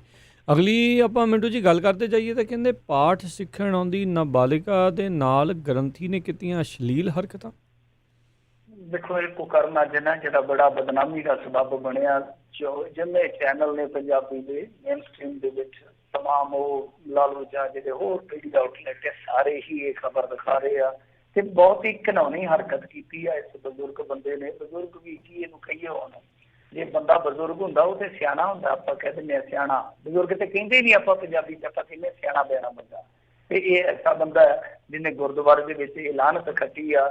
ਕੋਈ ਬਾਲੜੀ ਸੀਗੀ 12-13 ਵਰਿਆਂ ਦੀ, ਉਹਦੇ ਨਾਲ ਅਸ਼ਲੀਲ ਹਰਕਤਾਂ ਕਰਦਾ ਸੀ ਤੇ ਉਹਦਾ ਦੋਸ਼ ਆ ਕਿ ਗਾਂ ਕੋਈ ਹੋਰ ਮੁੰਡਾ ਸੀ, ਉਹਨੇ ਵੀ ਵੀਡੀਓ ਬਣਾ ਲਈ, ਫਿਰ ਉਹਨੇ ਵੀ ਅਸ਼ਲੀਲ ਹਰਕਤਾਂ ਉਸੇ ਬਿਨਾਂ ਤੇ ਕੀਤੀਆਂ ਕਿ ਮੈਂ ਵੀਡੀਓ ਵਾਇਰਲ ਕਰ ਦਊਂਗਾ। ਤਾਂ ਇਸ ਤਰ੍ਹਾਂ ਹੀ ਗੱਲ ਬਾਹਰ ਆਈ ਆ। ਹੁਣ ਹਾਲ ਦੀ ਘੜੀ ਮੇਰੇ ਖਿਆਲ ਦੇ ਨਾਲ ਮਾਮਲਾ ਤੇ ਦਰਜ ਹੋ ਗਿਆ, ਪਰ ਹਾਲੇ ਤੱਕ ਕੋਈ ਗ੍ਰਿਫਤਾਰੀ ਨਹੀਂ ਹੋਈ। ਪਰ ਮੇਰੇ ਖਿਆਲ ਦੇ ਨਾਲ ਦੇਖੋ, ਚਲੋ ਇਹਨੂੰ ਤੇ ਸਜ਼ਾ ਹੁਣ ਮਿਲੂਗੀ, ਬਹੁਤ ਤਕੜਾ ਕੇਸ ਬਣ ਜਾਣਾ ਇਹਦੇ ਤੇ। ਇਹ ਜਿਹੜਾ ਇਸ ਤਰ੍ਹਾਂ ਦਾ ਕੰਮ ਕਰਨ ਵਾਲਾ ਇਨਸਾਨ ਆ, ਉਹ ਵੇਖੋ ਪਹਿਲੀ ਗੱਲ ਤੇ ਇਸ ਚੀਜ਼ ਤੇ ਮੋਹਰ ਲੱਗ ਜਾਂਦੀ ਹੈ ਨਾ ਕਿ ਭੇਖ ਜਾਂ ਤੁਸੀਂ ਚੱਤੇ ਪਰ ਗੁਰਦੁਆਰੇ ਰਹੋ, ਇਹਨਾਂ ਚੀਜ਼ਾਂ ਦੇ ਨਾਲ ਤੁਹਾਡਾ ਜਿਹੜਾ ਅੰਦਰਲਾ ਜਾਨਵਰ ਆ ਉਹ ਬੰਦਾ ਨਹੀਂ ਬਣਦਾ। ਇਹ ਗੱਲ ਪੱਕੀ ਆਪਾਂ ਅੱਗੇ ਵੀ ਸਮੇਂ ਵੇਖਿਆ। ਹਰੇਕ ਧਰਮਾਂ ਦੇ ਵਿੱਚ ਹੀ ਇਸ ਤਰ੍ਹਾਂ ਦੇ ਭੇਖੀ ਜਿਹੜੇ ਤੁਹਾਨੂੰ ਮਿਲ ਜਾਣਗੇ, ਮੰਦਿਰਾਂ ਵਾਲੇ ਵੀ ਮਿਲ ਜਾਣਗੇ, ਆ ਜਿਹੜੇ ਮੌਲਵੀ ਸ਼ੌਲਵੀ ਇਹ ਵੀ ਇਸ ਤਰ੍ਹਾਂ ਦੇ ਮਿਲ ਜਾਂਦੇ। ਪਾਦਰੀਆਂ ਦਾ ਤਾਂ ਇੱਕ ਬਹੁਤ ਲੰਮਾ ਚੌੜਾ ਇਤਿਹਾਸ ਹੈ ਸ਼ੋਸ਼ਣ ਦਾ। ਸੋ ਸਾਰੇ ਧਰਮਾਂ ਦੇ ਵਿੱਚ ਇੱਕ ਸਮੱਸਿਆ ਹੈ। ਤਾਂ ਕਹਿਣ ਦਾ ਭਾਵ ਇਹ ਹੋਆ ਕਿ ਠੀਕ ਹੈ, ਜਦ ਆਪਾਂ ਨੂੰ ਇਹਨਾਂ ਚੀਜ਼ਾਂ ਦਾ ਪਤਾ ਲੱਗਦਾ, ਕਿਉਂਕਿ ਇੱਕ ਵਾਰੀ ਇਸੇ ਤਰ੍ਹਾਂ ਹੀ ਇੱਕ ਗ੍ਰੰਥੀ ਨੇ ਇੱਕ ਲੜਕੀ ਹੈ ਜਿਹੜੀ ਕਤਲ ਵੀ ਕਰ ਦਿੱਤੀ ਸੀਗੀ, ਮੈਨੂੰ ਲੱਗਦਾ 1.5-2 ਸਾਲ ਪੁਰਾਣੀ ਖਬਰ ਹੋਣੀ ਹੈ। ਤਾਂ ਸਾਨੂੰ ਵੀ ਖਿਆਲ ਰੱਖਣਾ ਚਾਹੀਦਾ ਕਿ ਬੱਚਾ ਠੀਕ ਆ, ਇਹ ਵੈਸੇ ਤੇ ਬੜੀ ਅਟਪਟੀ ਜੀ ਗੱਲ ਹੈ ਕਿ ਗੁਰੂ ਘਰ ਦੇ ਵਿੱਚ ਅਸੀਂ ਇਕੱਲੇ ਨੂੰ ਨਾ ਭੇਜ ਸਕੀਏ ਬੱਚੇ ਨੂੰ, ਤਾਂ ਬੜੀ ਅਟਪਟੀ ਗੱਲ ਆ, ਬੜੀ ਮਤਲਬ ਕਿ ਦਿਲ ਨੂੰ ਦੁਖੀ ਕਰਨ ਵਾਲੀ ਵੀ ਗੱਲ ਹੈ ਕਿ ਕੈਸਾ ਸਾਡਾ ਕਲੀ ਹੋ ਗਿਆ, ਕੈਸਾ ਸਾਡਾ ਮਾਹੌਲ ਬਣ ਗਿਆ ਕਿ ਅਸੀਂ ਬੱਚੇ ਨੂੰ ਗੁਰੂ ਕੋਲ ਨਹੀਂ ਭੇਜ ਸਕਦੇ ਇਕੱਲੇ ਨੂੰ। ਬਟ ਹੁਣ ਜਦੋਂ ਇਸ ਤਰ੍ਹਾਂ ਦੇ ਹਾਦਸੇ ਜਿਹੜੇ ਆ, ਇਸ ਤਰ੍ਹਾਂ ਦੀਆਂ ਘਟਨਾਵਾਂ, ਇਸ ਤਰ੍ਹਾਂ ਦੇ ਕੁਕਰਮ ਜਿਹੜੇ ਆ ਉਹ ਲਗਾਤਾਰ ਵਾਪਰ ਰਹੇ ਆ, ਤਾਂ ਸਾਨੂੰ ਵੀ ਮੇਰੇ ਖਿਆਲ ਦੇ ਨਾਲ ਕਿਤੇ ਜ਼ਿੰਮੇਵਾਰ ਬਣਨਾ ਪਊਗਾ। ਬੱਚਿਆਂ ਨੂੰ ਗੁਰੂ ਘਰ ਜ਼ਰੂਰ ਭੇਜੋ, ਗੁਰੂ ਦੇ ਲੜ ਜ਼ਰੂਰ ਲਾਓ, ਪਰ ਇਸ ਤਰ੍ਹਾਂ ਨਿਗਰਾਨੀ ਜ਼ਰੂਰ ਰੱਖੋ ਕਿ ਬੱਚਾ ਇਕੱਲਾ ਜਿਹੜਾ ਉਹ ਕਿਸੇ ਇਸ ਤਰ੍ਹਾਂ ਦੇ ਇਕੱਲੇ ਵਿਅਕਤੀ ਦੇ ਕੋਲ ਨਾ ਜਾ ਪਾਵੇ। ਤਾਂ ਇਹ ਚੀਜ਼ ਜਿਹੜੀ ਆ, ਹਾਂ ਠੀਕ ਆ, ਜਿਹੜੇ ਮੈਂ ਨਹੀਂ ਕਹਿੰਦਾ ਕਿ ਹਰੇਕ ਬੰਦਾ ਹੀ ਕਰੈਕਟਰਲੈਸ ਹੁੰਦਾ, ਕਈ ਜਿਹੜੇ ਪਾਠੀ ਸਿੰਘ ਹੁੰਦੇ ਆ, ਜਾਂ ਇਹ ਜਿੱਦਾਂ ਹੁਣ ਹੈਗਾ ਸੀਗਾ ਗੁਰਦੁਆਰਾ ਦਾ ਪ੍ਰਧਾਨ, ਇਹ ਇਸ ਤਰ੍ਹਾਂ ਦੇ ਜਿਹੜੇ ਉਹ ਬਹੁਤ ਲੰਬੇ ਸਮੇਂ ਤੋਂ ਸੇਵਾ ਕਰਦੇ ਆ, ਬੜੀ ਸ਼ਿੱਦਤ ਨਾਲ ਸੇਵਾ ਕਰਦੇ ਆ, ਬੱਚਿਆਂ ਨੂੰ ਆਪਣੇ ਬੱਚੇ ਸਮਝਦੇ ਆ, ਪਨੱਤ ਦਿੰਦੇ ਆ ਸਭ ਨੂੰ। ਇਸ ਤਰ੍ਹਾਂ ਦੇ ਬੰਦਿਆਂ ਤੇ ਯਕੀਨ ਕੀਤਾ ਜਾ ਸਕਦਾ ਜੋ ਸਾਲਾਂ ਤੋਂ ਰਹਿ ਰਿਹਾ। ਪਰ ਫਿਰ ਵੀ ਤੁਸੀਂ ਜਦੋਂ ਬੱਚੇ ਨੂੰ ਇਸ ਤਰ੍ਹਾਂ ਛੱਡਣਾ ਹੈ ਤਾਂ ਮੇਰੇ ਖਿਆਲ ਦੇ ਨਾਲ ਕਿਤੇ ਨਾ ਕਿਤੇ ਤੁਹਾਨੂੰ ਖਿਆਲ ਥੋੜਾ ਰੱਖਣਾ ਚਾਹੀਦਾ। ਜੀ ਜੀ ਜੀ। ਅਗਲੀ ਆਪਾਂ ਮਿੰਟੂ ਜੀ ਗੱਲ ਕਰਦੇ ਜਾਈਏ। ਕਹਿੰਦੇ ਮੋਬਾਈਲ ਖੋਹ ਕੇ ਭੱਜਦੇ ਲੁਟੇਰੇ ਦਾ ਪਿੱਛਾ ਕਰਨ ਤੇ ਨੌਜਵਾਨੀ ਦਾ ਬੇਰਹਿਮੀ ਦੇ ਨਾਲ ਕਤਲ। ਦੇਖੋ, ਇਹ ਜਿਹੜਾ ਕਤਲ ਹੋਇਆ ਚੋਲਾ ਸਾਹਿਬ ਦੇ ਨਾਲ ਪਿੰਡ ਆ ਕੋਈ ਘੜਕਾ, ਉੱਥੋਂ ਖਬਰ ਆਉਣ ਰਹੀ ਹੈ ਕਿ 18 ਕੁ ਵਰ੍ਹਿਆਂ ਦਾ ਮੁੰਡਾ ਸੀਗਾ ਤੇ ਭਰਤੀ ਦੀ ਤਿਆਰੀ ਕਰਦਾ ਪਿਆ ਸੀਗਾ। ਸਾਰੇ ਪਿੰਡਾਂ ਦੇ ਵਿੱਚ ਜੇ ਤੁਸੀਂ ਅੱਜ ਕੱਲ੍ਹ ਵੇਖੋਗੇ ਨਾ, ਭਰਤੀ ਦੀ ਤਿਆਰੀ ਚੱਲਦੀ ਪਈ ਹੈ। ਮੇਰੇ ਖਿਆਲ ਦੇ ਨਾਲ ਸਤੰਬਰ 'ਚ ਭਰਤੀ ਆ ਰਹੀ ਹੈ ਫਿਰੋਜ਼ਪੁਰ। ਇਸ ਕਰਕੇ ਮੁੰਡੇ ਜਿਹੜੇ ਆ ਉਹ ਤਿਆਰੀ ਲਾਉਂਦੇ ਪਏ ਆ ਕਿ ਚਲੋ ਹੋਰ ਨਹੀਂ ਤੇ ਫੌਜ ਦੇ ਵਿੱਚ ਭਰਤੀ ਹੋ ਜਾਣਗੇ, ਕੱਲ੍ਹ ਨੂੰ ਰੋਟੀ ਖਾ ਲਵਾਂਗੇ। ਤੇ ਇਹ ਮੁੰਡਾ ਤਿਆਰੀ ਕਰਨ ਜਾਂਦਾ ਸੀ, ਭੱਜਣ ਜਾਂਦਾ ਸੀ, ਕਹਿੰਦਾ ਭਾਵੇਂ ਆ ਕਿਉਂਕਿ ਰੇਸ ਤੁਹਾਨੂੰ ਪਤਾ ਹੀ ਹੈ, ਫਿਜ਼ੀਕਲ ਟੈਸਟ ਹੁੰਦਾ ਫੌਜ ਦਾ। ਤੇ ਜਦੋਂ ਕਿਤੇ ਆ ਰਿਹਾ ਸੀਗਾ, ਮੋਬਾਇਲ ਖੋਹ ਕੇ ਭੱਜੇ ਆ ਤੇ ਦੱਸਦੇ ਆ ਕਿ ਪਿੱਛੇ ਭੱਜਦੇ ਨੂੰ ਮੁੰਡੇ ਨੇ ਦੇਖਿਆ ਵੀ ਆ, ਨਾਲ ਕਹਿੰਦੇ ਆ ਕਿ ਹਨੇਰਾ ਸੀ, ਪਤਾ ਹੀ ਨਹੀਂ ਲੱਗਿਆ। ਤੇ ਉਹਨਾਂ ਨੇ ਫਿਰ ਅੱਗੋਂ ਕੋਈ ਵਾਰ ਕੀਤਾ ਤੇ ਇਹਦੀ ਜਿਹੜੀ ਆ ਹੁੰਦੀ ਆ ਸਾਰਾ ਜਿਹਨੂੰ ਆਪਾਂ ਕਹਿੰਦੇ ਆ ਉਹ ਵੱਢੀ ਗਈ ਆ। ਬਹੁਤ ਤੇਜ਼ ਧਾਰ ਹਥਿਆਰ ਹੋਣਾ ਜਿਹਦੇ ਨਾਲ ਉਹ ਅਟੈਕ ਹੋਇਆ। ਸੋ ਇਹ ਸਾਰਾ ਕੁਛ ਵਾਪਰਿਆ। ਬੱਚਾ ਜਿਹੜਾ ਮੇਰੇ ਖਿਆਲ ਦੇ ਨਾਲ ਹੈਗਾ 17-18 ਸਾਲ ਦਾ ਸੀ, ਔਰ ਉਹਦਾ ਕੱਲ ਬਰਥਡੇ ਵੀ ਆ, ਇੱਕ ਦਿਨ ਬਾਅਦ ਉਹਦਾ ਬਰਥਡੇ ਵੀ ਸੀਗਾ। ਤੇ ਜੋ ਵੀ ਆ ਘਰ ਨੂੰ ਉਜਾੜ ਕੇ ਰੱਖ ਦਿੱਤਾ। ਪਰ ਦੇਖੋ ਠੀਕ ਆ, ਇਸ ਗੱਲ ਦੇ ਵਿੱਚ ਆਪਾਂ ਵੀ ਹੈਗੇ ਆ ਸਹਿਮਤ ਕਿ ਹਰੇਕ ਜਗ੍ਹਾ ਤੇ ਪੁਲਿਸ ਨਹੀਂ ਖੜ ਸਕਦੀ ਨਹੀਂ। ਉਹਨੂੰ ਆਪਾਂ ਕਹਿ ਸਕਦੇ ਕਿ ਹਾਂ ਭਾਈ ਹਰੇਕ ਘਰ ਦੇ ਵਿੱਚ ਤੁਸੀਂ ਇੱਕ ਸਿਪਾਹੀ ਲਾ ਦਿਓ। ਪਰ ਗੱਲ ਇਹ ਆ ਕਿ ਸੜਕਾਂ ਤੇ ਜਿਹੜਾ ਇਹ ਗੁੰਡਾਗਰਦੀ ਦਾ ਨੰਗਾ ਨਾਚ ਹੁੰਦਾ। ਅੱਜ 3 ਘਟਨਾਵਾਂ ਪੰਜਾਬ ਦੀਆਂ ਚੈਨਲਾਂ ਤੇ ਆਉਣ ਡਈਆਂ ਸੀ। ਕਿਤੇ ਬਦਮਾਸ਼ਾਂ ਨੇ ਤਲਵਾਰਾਂ ਨਾਲ ਵੜਤਾ, ਕਿਤੇ ਗੋਲੀ ਚਲਾ ਦਿੱਤੀ, ਕਿਤੇ ਕੁਛ। ਮਤਲਬ ਕਿ ਸੜਕਾਂ ਤੇ ਇਸ ਤਰ੍ਹਾਂ ਮਤਲਬ ਚਿੱਟੇ ਦਿਨ ਹੀ ਲੋਕ ਇਸ ਤਰ੍ਹਾਂ ਕਰੀ ਜਾਂਦੇ ਆ। ਤਾਂ ਪੁਲਿਸ ਦਾ ਡਰ ਤਾਂ ਹੀ ਹੈ ਨੀਗਾ। ਤੇ ਪੁਲਿਸ ਜਿਹਦੇ ਤੇ ਵਰਦੀ ਆ ਉਹ ਬੰਦਾ ਵਿਚਾਰਾ ਭਾਵੇਂ ਬੰਨ ਕੇ ਥਾਣੇ ਬਿਠਾਇਆ ਹੋਵੇ ਉਹਦੇ ਤੇ ਵੀ ਵਰ ਪੈਂਦੀ ਆ। ਤਾਂ ਕਹਿਣ ਦਾ ਭਾਵ ਇਹ ਆ ਕਿ ਜਿੱਥੇ ਡਰ ਪੈਦਾ ਕਰਨਾ ਚਾਹੀਦਾ, ਇਹੋ ਜਿਹੇ ਜਿਹੜੇ ਗੈਰ ਸਮਾਜੀ ਅੰਸਰ ਆ ਕਿ ਉਹਨਾਂ 'ਚ ਜ਼ਰੂਰ ਤੁਹਾਡਾ ਡਰ ਰਹਿਣਾ ਚਾਹੀਦਾ ਕਿ ਹਾਂ ਭਾਈ ਉਹਨਾਂ ਦੀ ਪੈਟਰੋਲਿੰਗ ਹੋਏਗੀ, ਹੋ ਸਕਦਾ ਅਸੀਂ ਭੱਜੀਏ ਰਸਤੇ ਦੇ ਵਿੱਚ ਸਾਨੂੰ ਕਾਬੂ ਕਰ ਲੈਣਗੇ। ਤਾਂ ਪੁਲਿਸ ਤੇ ਇਸ ਤਰ੍ਹਾਂ ਦੇ ਨੈਟਵਰਕ ਦਾ ਜ਼ਰੂਰ ਡਰ ਹੋਣਾ ਚਾਹੀਦਾ। ਅਸੀਂ ਇਸ ਗੱਲ ਨਾਲ ਸਹਿਮਤ ਹਾਂ ਕਿ ਪੁਲਿਸ ਹਰੇਕ ਥਾਂ ਤੇ ਮੌਜੂਦ ਨਹੀਂ ਰਹਿ ਸਕਦੀ, ਪਰ ਘੱਟੋ ਘੱਟ ਸੜਕਾਂ ਤੇ, ਘੱਟੋ ਘੱਟ ਹਾਈਵੇਜ਼ ਤੇ ਤੁਹਾਡੀ ਇੰਨੀ ਕੁ ਪੈਟਰੋਲਿੰਗ ਤਾਂ ਹੋਣੀ ਚਾਹੀਦੀ ਹੈ ਕਿ ਤੁਹਾਡਾ ਡਰ ਭੈ ਤੇ ਹੋਵੇ। ਜੀ ਜੀ ਜੀ। ਤੇ ਮਿੰਟੂ ਜੀ ਬਹੁਤ ਬਹੁਤ ਤੁਹਾਡਾ ਧੰਨਵਾਦ ਕਰਦੇ ਹਾਂ, ਤੁਸੀਂ ਸਾਡੇ ਨਾਲ ਜਿਹੜੇ ਇਹਨਾਂ ਖਬਰਾਂ ਬਾਰੇ ਤੁਸੀਂ ਜਾਣਕਾਰੀ ਦਿੱਤੀਆਂ। ਅਗਲੀ ਵਾਰ ਤੱਕ ਲਈ ਬੜੀ ਮਿਹਰਬਾਨੀ, ਪਿਆਰ ਭਰੀ ਸਤਿ ਸ਼੍ਰੀ ਅਕਾਲ ਜੀ। ਸਤਿ ਸ੍ਰੀ ਅਕਾਲ ਜੀ। ਤੇ ਸਰੋਤੇ ਇੱਥੇ ਹੀ ਸਾਡਾ ਅੱਜ ਦਾ ਇਹ ਪ੍ਰੋਗਰਾਮ ਸਮਾਪਤ ਹੈ। ਮਿਲਦੇ ਹਾਂ ਅਗਲੀ ਵਾਰ ਤੱਕ ਲਈ ਮੇਰੇ ਵੱਲੋਂ ਵੀ ਤੁਹਾਨੂੰ ਸਾਰਿਆਂ ਨੂੰ ਪਿਆਰ ਭਰੀ ਸਤਿ ਸ਼੍ਰੀ ਅਕਾਲ। ਸੁਣਦੇ ਰਹੋ ਪੰਜਾਬੀ ਰੇਡੀਓ USA।